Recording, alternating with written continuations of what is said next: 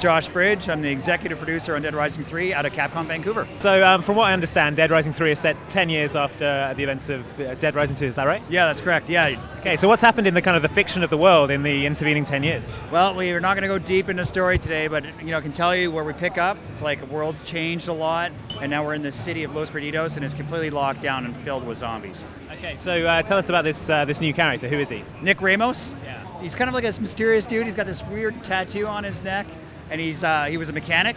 This outbreak kicked off 3 days later, and you play as him and pick up and try to put together the pieces to find out how to escape the city alive.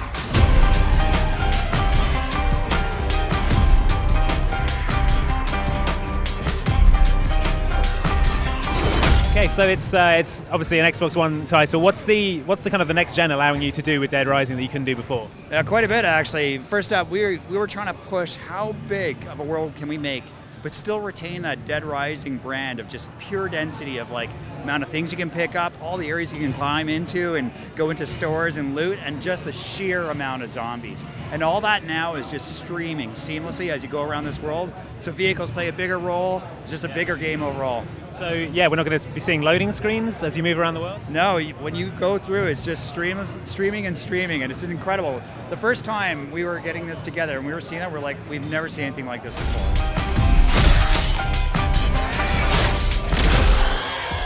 Now you mentioned vehicles. We saw that in the demo, the car driving through the group of zombies, but you're not safe in a car, right? No, absolutely. We consider cars to be weapons, right? So, and actually, with all the advanced sort of physics that are going on now, a huge amount of like effort is put into when you hit things, it deflects the steering, and then you hit a whole bunch of zombies. That's actually not easy, right? The weight of the zombies will start slowing the car down, the pure mass of those bodies, and they hang on.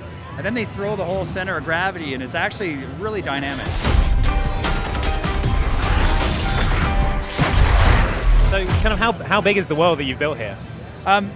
Biggest we've ever done, I can say to you, is because everything's relative, but you could fit Dead Rising 2 and Dead Rising 1 inside Dead Rising 3 and still have plenty of room. We saw a combo weapon be made in the game, the sledge saw. Sledge saw. Yeah, so I think people saw the demo and a lot of them were like, oh, this is quite serious, which is a bit of a change for Dead Rising. Is it a more serious game, or is that kind of crazy aspect still there? Well, that crazy stuff's there. But we wanted to actually, we want to change it up here. We didn't want to just say this is a comedy and don't be afraid of the zombies. Zombies are the enemy this time, not the clock or time running out. Yeah. So for them to be the enemy, you have to take them serious, and you have to have a world that dressed around them to take it serious. So it's a much grittier game, right? There's a lot more visceral fighting in it now. Yeah. But we still have comedy, and in spades. And if you're a core gamer, you're going to start digging around, you're going to find all that.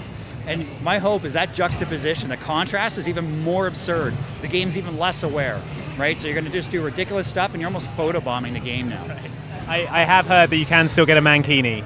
Oh, we have one in the office, so we're pretty excited about Mankinis in general. Therefore, in 6 days, we will have no choice but to deploy a large incendiary bomb, destroying all organic life within the city limits. What I really was excited by in the demo is that you can now make combo weapons on the fly. You don't have to go to a bench. Well, I mean, was that from player feedback that you decided to do that? Team 2. Yeah, we really love the idea of crafting, right? It's like an RPG. How do you want to play the game? Oh, I like to do this. I want to craft. I want to do it anywhere. I don't want to go to a specific location. Yeah. And then even through the leveling system, you can actually start unlocking how many weapons you can craft together, and you don't even have to do specifics. You can start doing groups of weapons, and you can ultimately really level up your crafting ability.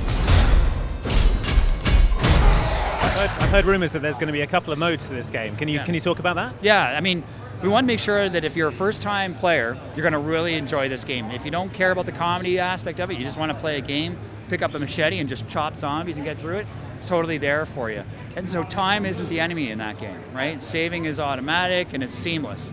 But if you're a core fan and you really want to have your ass handed to you and you love being beaten, right?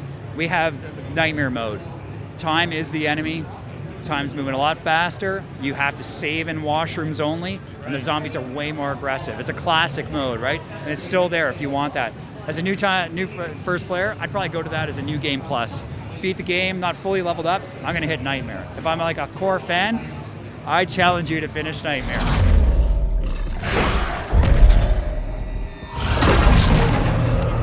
as a fan of the series, I've got to ask, are there going to be psychos now as well? Yeah, even in the zombies we have variety.